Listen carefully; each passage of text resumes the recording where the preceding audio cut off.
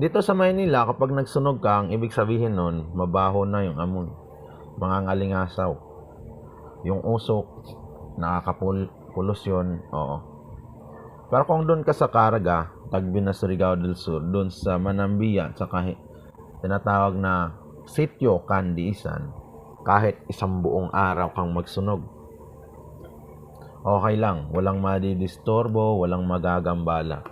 At pag malakihan na kasi, factory, ibig sabihin nun, sa 6 hours, sa 12 hours mong pagsusunog, drum at drum at drum, malalaking drum at barrel ng crude oil at gas ang makukuha mo. I-separate mo yung kerosene, separate mo yung fuel, separate mo yung diesel. Oo. Tsaka yung crudo. Oh, bultuhan